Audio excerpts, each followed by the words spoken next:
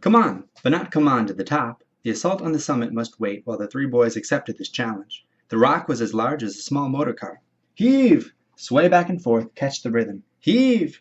Increase the swing of the pendulum. Increase, increase. Come up and bear against that point of furthest balance. Increase, increase. Heave! The great rock loitered, poised on one toe, decided not to return, moved through the air, fell, struck, turned over, leapt, droning through the air, and smashed a deep hole in the canopy of the forest. Echoes and birds flew, white and pink dust floated. The forest further down shook as with the passage of an enraged monster, and then the island was still. Wacko! Like a bomb! Wee-ow! Not for 5 minutes could they drag themselves away from this triumph, but they left at last. The way to the top was easy after that. As they reached the last stretch, Ralph stopped. Golly! They were on the lip of a circular hollow in the side of the mountain. This was filled with a blue flower, a rock plant of some sort, and the overflow hung down the vent and spilled lavishly among the canopy of the forest. The air was thick with butterflies, lifting, fluttering, settling. Beyond the hollow was the square top of the mountain, and soon they were standing on it. They had guessed before that this was an island, clambering among the pink rocks with the sea on the other side, and the crystal heights of air. They had known by some instinct that the sea lay on every side. But there seemed something more fitting in leaving the last word till they stood on the top, and could see a circular horizon of water. Ralph turned to the others. This belongs to us.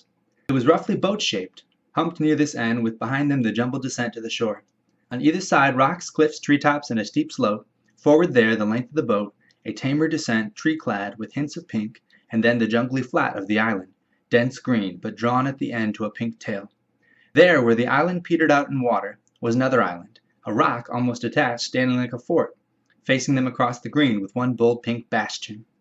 The boys surveyed all this, then looked out to sea.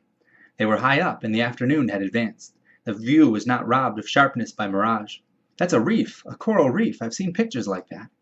The reef enclosed more than one side of the island, lying perhaps a mile out and parallel to what they now thought of as their beach.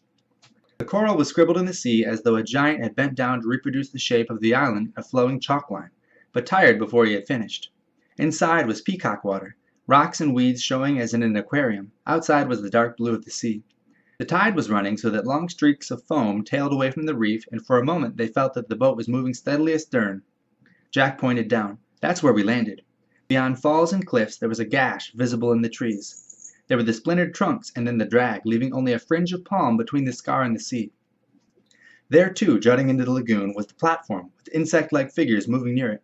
Ralph sketched a twining line from the bald spot on which they stood down a slope, a gully through flowers, round and down to the rock where the scar started. That's the quickest way back. Eyes shining, mouths open, triumphant. They savored the right of domination. They were lifted up. They were friends. There's no village smoke and no boat, said Ralph wisely. We'll make sure later, but I think it's uninhabited. We'll get food, cried Jack. Hunt, catch things, until they fetch us. Simon looked at them both, saying nothing, but nodding till his black hair flopped backwards and forwards. His face was glowing.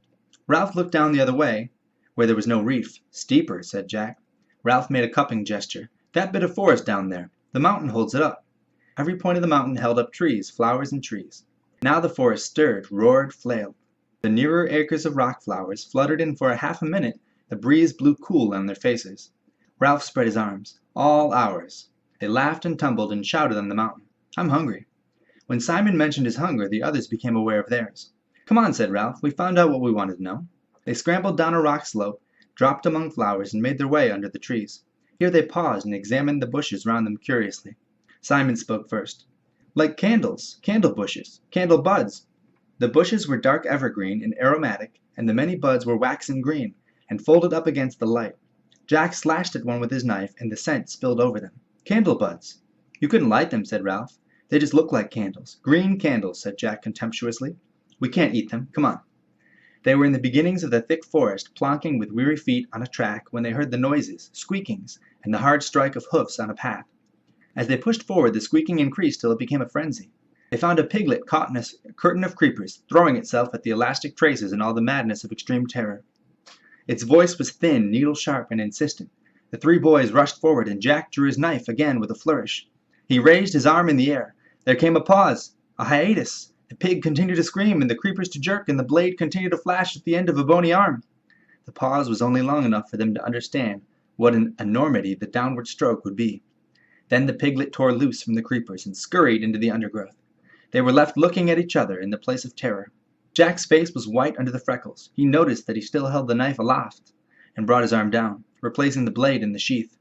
Then they all three laughed ashamedly, and began to climb back to the track. "I was choosing a place," said Jack. "I was just waiting for a moment to decide where to stab him."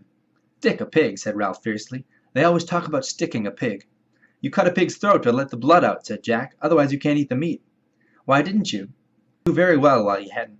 Because of the enormity of the knife descending and cutting into living flesh. Because of the unbearable blood."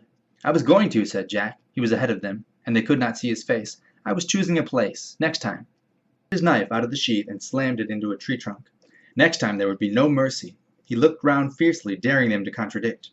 Then they broke out into the sunlight, and for a while they were busy finding and devouring food as they moved down the scar toward the platform and the meeting.